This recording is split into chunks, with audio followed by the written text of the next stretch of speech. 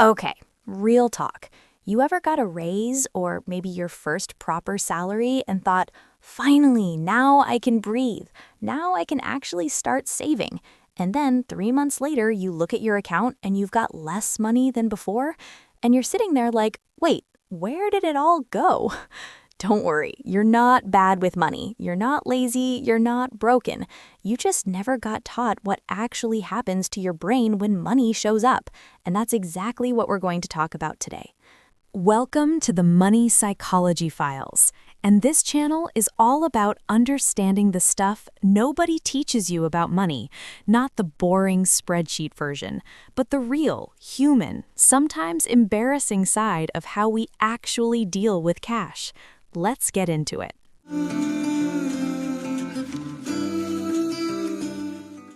So, there's this thing called lifestyle creep.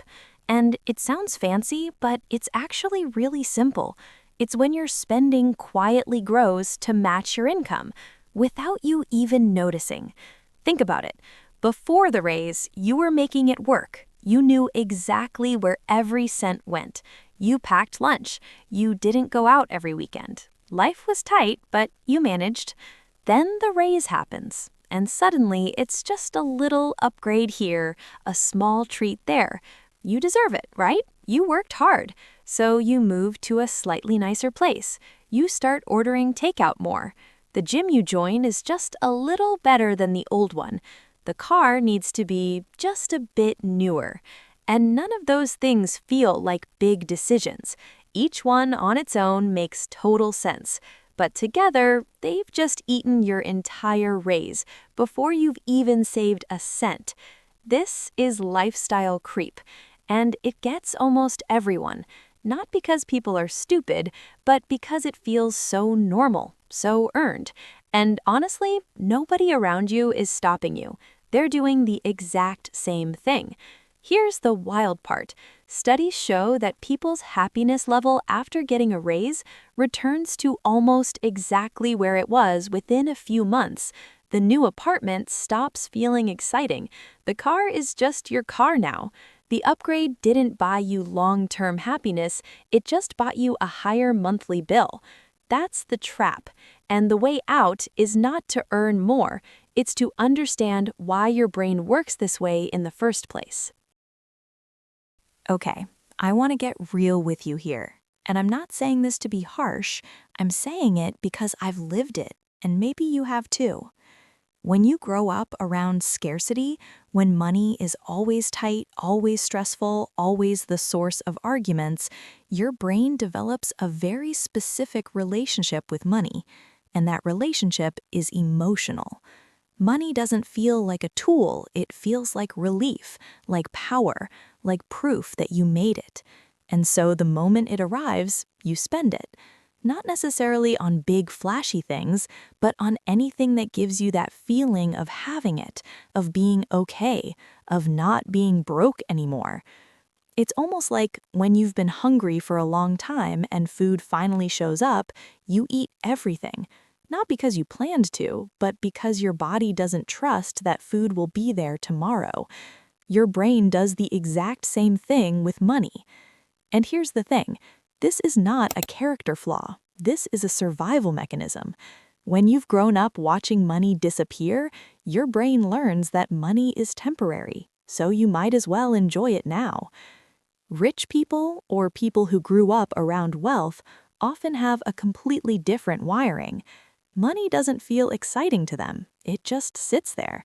They don't feel the urge to spend it because they've never had the fear of it disappearing. To them, money is boring, and boring money stays. Think about that for a second.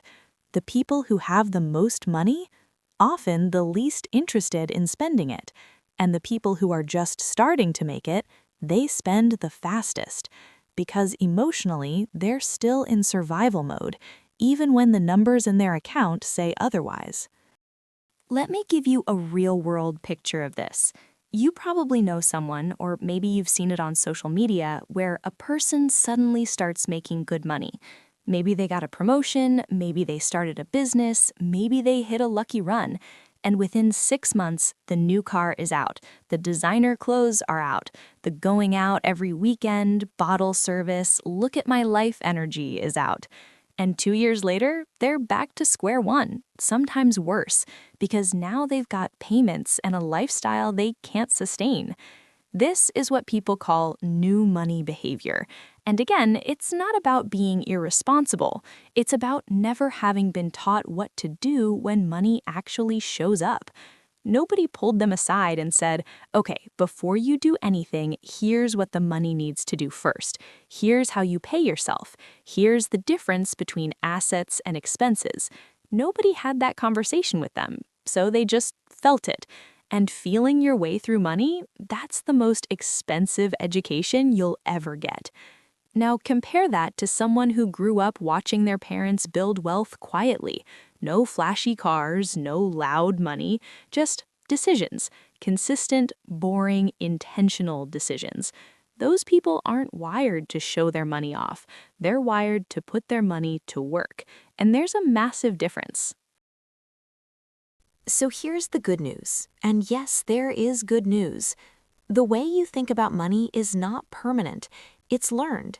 And anything that's learned can be unlearned and replaced with something better. The first step is just awareness. You've already done it by watching this video.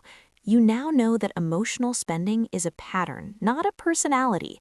And knowing that changes everything because now you can catch it in the moment. The second step is creating space between the money arriving and you spending it. That sounds simple, but it's powerful. Rich people almost never make spending decisions in the moment. There's always a pause, a plan, a structure, because the structure is what removes emotion from the equation. And the third step, and we'll go deep on this in future episodes, is starting to see money differently.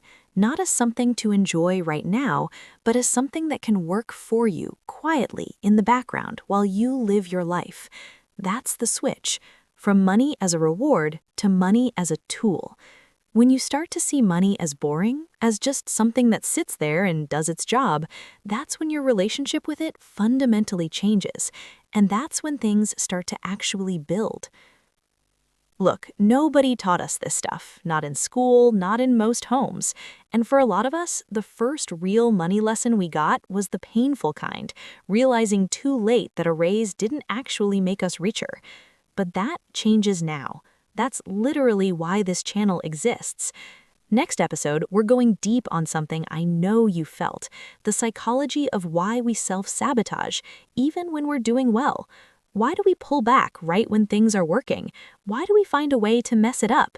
Turns out, it's not weakness, it's wiring, and we're going to break it down properly.